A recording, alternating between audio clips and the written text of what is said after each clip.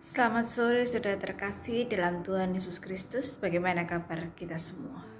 Saya berharap kita semua di dalam keadaan yang sehat dan senantiasa ada di dalam perlindungan Tuhan. Pada kesempatan persekutuan Komisi Wanita Ester pada sore hari ini, bersama-sama kita akan merenungkan satu bagian firman Tuhan. Mari sebelum kita masuk dalam perenungan firman Tuhan pada kesempatan sore hari ini, mari kita bersatu hati merendahkan hati kita di hadapan Tuhan. Bapa di dalam kerajaan surga, segala puji syukur kami berikan kepadamu ya Tuhan. Di dalam segala kasih dan anugerah Tuhan, Tuhan tetap memelihara hidup kami sampai dengan hari ini. Tuhan senantiasa memberikan kami semua kelimpahan, kesehatan, dan anugerah yang begitu luar biasa. Perlindungan penyertaan Tuhan. Meskipun Tuhan kami mungkin seringkali dan berulang kali gagal untuk melakukan kehendak Tuhan, tetapi Engkau tetap menyatakan kasih-Mu yang luar biasa di dalam hidup setiap kami. Pada kesempatan sore hari ini bersama-sama kami semua akan merenungkan satu bagian firman Tuhan. Dalam firman Tuhan ini boleh menguatkan, mengingatkan, dan meneguhkan iman kami. Di dalam nama Tuhan Yesus Kristus kami sudah berdoa. Amin. Saudara terkasih dalam Tuhan Yesus Kristus, tema Komisi Wanita Ester pada sore hari ini adalah tidak adakah yang berbuat baik. Bersama-sama kita akan membaca satu bagian firman Tuhan yang terambil dari Mazmur 14 ayat yang pertama sampai dengan yang ketiga. Firman Tuhan berbunyi demikian. Untuk pemimpin biduan dari Daud, orang bebal berkata dalam hatinya, tidak ada Allah. Busuk dan cicik perbuatan mereka, tidak ada yang berbuat baik. Tuhan memandang ke bawah dari surga kepada anak-anak manusia untuk melihat apakah ada yang berakal budi dan yang mencari Allah. Mereka semua telah menyeleweng, semuanya telah bejat. Tidak ada yang berbuat baik, seorang pun tidak. Saudara terkasih dalam Tuhan Yesus Kristus, ada satu kisah yang saya kutip dari sebuah artikel yang mengisahkan demikian. Suatu ketika, ada 3 orang dewa yang sedang mencari-cari di manakah keberadaan orang baik di muka bumi ini. Selama ini dewa-dewa tersebut hanya berhasil menemui orang-orang yang memiliki sifat-sifat kekejian, tamak, dan sifat buruk lainnya. Namun suatu ketika dewa-dewa itu sedang mencari sebuah penginapan untuk tinggal menetap sebentar. Tidak ada satupun orang yang mau menerima mereka, kecuali seorang PSK yang bernama Sente. Ketika bertemu dengan PSK ini, dewa-dewa ini berpikir bahwa mereka telah menemukan apa yang telah mereka cari selama ini. Akhirnya, untuk membalas kebaikan perempuan tersebut, dewa-dewa memberikan sejumlah uang agar perempuan itu membuka sebuah kedai tembakau.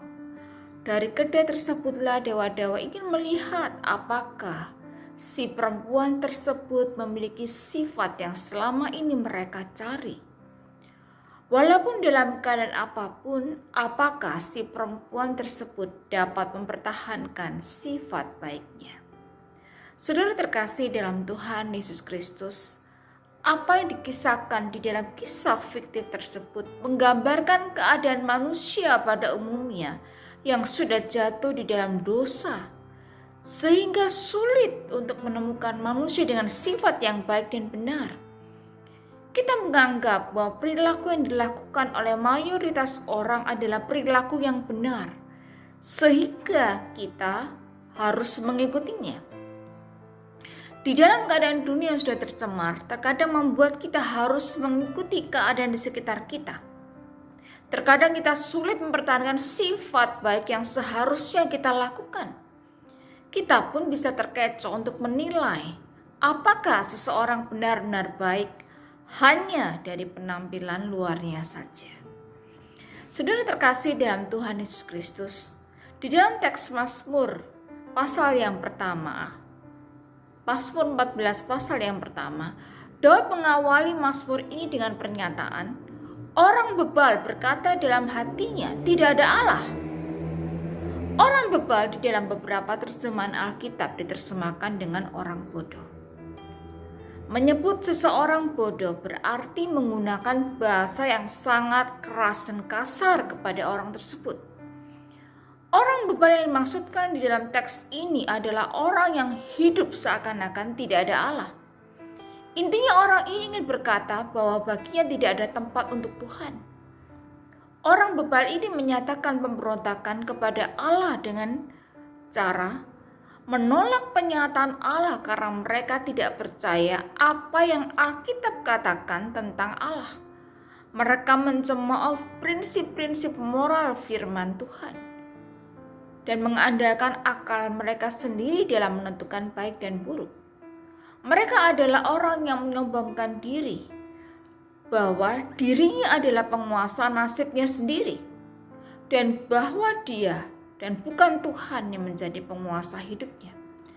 Pada intinya orang bebal ini adalah orang yang tidak mencari Tuhan dan tidak mengakui kedaulatannya. Saudara terkasih dalam Tuhan Yesus Kristus, di dalam Mazmur 14 ayat yang pertama sampai dengan yang ketiga, Daud menyoroti kebebalan manusia, kebobrokan manusia. Setelah menyatakan bahwa orang bebal itu berkata dalam hatinya tidak ada Allah, dia melanjutkan dengan pernyataan, Tuhan memandang ke bawah dari surga kepada anak-anak manusia untuk melihat apakah ada yang berakal budi dan yang mencari Allah. Mereka semua telah menyeleweng, semuanya telah bejat, tidak ada yang berbuat baik, seorang pun tidak. Tuhan melihat ke bawah, memandang kepada anak-anak manusia. Ketika Tuhan memandang ke bawah kepada anak-anak manusia, Tuhan ingin melihat apakah ada di antara mereka yang berakal budi dan mencari Allah. Dikatakan bahwa semua mereka telah menyeleweng. Semua berarti semua. Tidak ada seorang pun yang tertarik mencari Allah. Sama sekali tidak ada. Apa yang digambarkan di dalam Mazmur 14 ayat yang pertama sampai dengan yang ketiga memiliki kemiripan dengan apa yang dikatakan di dalam narasi Kejadian 6 ayat 5 sampai dengan yang ke-6. Ketika dilihat Tuhan bahwa kejahatan manusia besar di bumi dan bahwa kecenderungan hatinya selalu membuahkan kejahatan semata-mata, maka menyesallah Tuhan dan hal itu memilukan hatinya. Kemudian di dalam ayat yang 11, pernyataan ini kembali menyatakan satu hal yang mirip. Adapun bumi telah rusak dan penuh dengan kekerasan. Itulah gambaran keadaan manusia di bumi. Karena mendapati bahwa manusia di bumi telah banyak melakukan kejahatan, maka Tuhan kemudian menghukum mereka dengan air bah. Saudara terkasih dalam Tuhan Yesus Kristus, apa yang digambarkan oleh pemazmur dan apa yang digambarkan di dalam Kejadian 6 sesungguhnya menggambarkan keadaan manusia secara umum yang telah jatuh di dalam dosa. Alkitab sendiri banyak memberikan contoh-contoh kepada kita. Dosa dan kelemahan manusia yang terjadi berulang-ulang. Bukan hanya dosa-dosa dan pelanggaran yang mungkin kita anggap kurang berarti, melainkan juga hal-hal yang berhubungan dengan pembunuhan, pembantaian, persinahan, kecemaran, sebagaimana yang dilakukan oleh Daud, Simson, maupun Salomo. Kebohongan yang dilakukan oleh Petrus, Abraham, Ishak ataupun Yakub. Kesombongan, keangkuhan yang dilakukan oleh Petrus dan juga Daud. Bahkan hal yang lebih umum lagi adalah mereka melupakan Tuhan dan menjalani kehidupan duniawi yang penuh dengan dosa, seperti Lot yang hidup seperti orang-orang Sodom dan Gomora. Apa yang dikatakan di sini hanya sebagian kecil hanya sedikit dari banyak daftar dosa-dosa yang lain. Rasul Paulus di dalam Roma 3:9-20 menyatakan bahwa semua manusia adalah orang berdosa. Di dalam Roma 3 ayat 9b sampai dengan yang 10 dikatakan bahwa baik orang Yahudi maupun orang Yunani, bahwa mereka semua ada di bawah kuasa dosa. Seperti ada tertulis, tidak ada yang benar, seorang pun tidak. Di dalam ayat 18 dikatakan bahwa rasa takut kepada Allah tidak ada pada orang itu. Tidak ada takut akan Tuhan di depan mata mereka. Firman Tuhan dengan jelas menunjukkan kepada kita bahwa berdasarkan apa yang kita lakukan, kita semua adalah manusia berdosa. Di dalam katekismus dari berak minggu kedua, tanya jawab kelima, dikatakan bahwa dapatkah Anda melakukan semuanya itu? Dapatkah kita melakukan semua hukum Tuhan dengan sempurna? Jawabannya adalah tidak.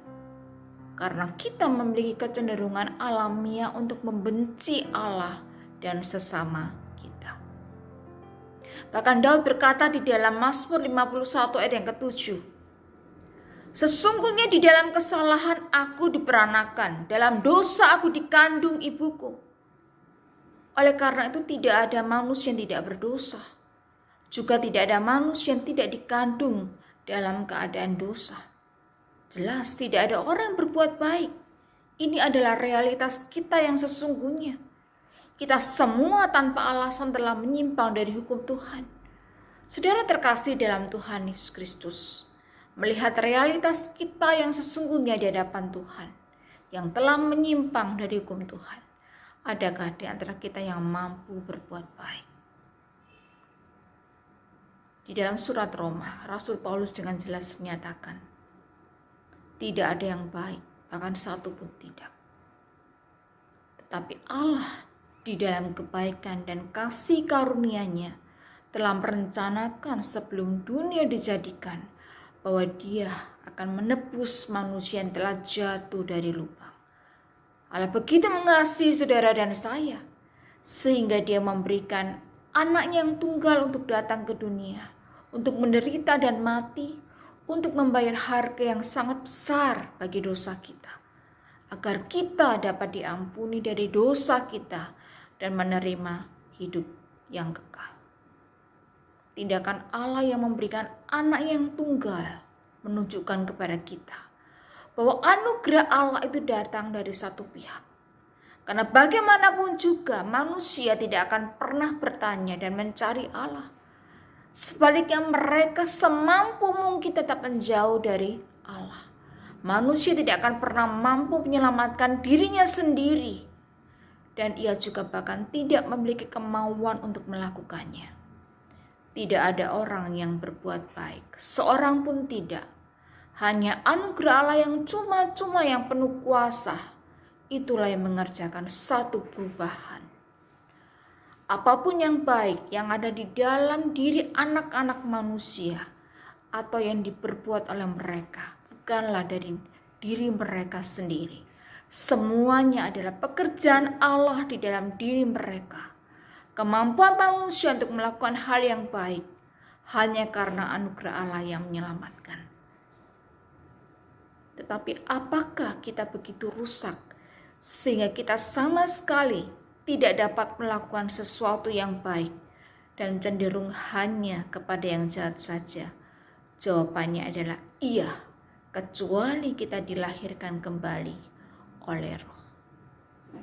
Kita berbuat baik bukan untuk diselamatkan, namun karena diselamatkan maka kita melakukan perbuatan baik. Efesus 2 ayat yang ke-10 firman Tuhan berbunyi demikian. Karena kita ini buatan Allah, diciptakan dalam Kristus Yesus untuk melakukan pekerjaan baik yang dipersiapkan Allah sebelumnya, yang mau supaya kita hidup di dalamnya. Biar firman Tuhan hari ini sungguh memberkati setiap kita. Kita berbuat baik bukan untuk diselamatkan, namun karena diselamatkan kita melakukan perbuatan baik.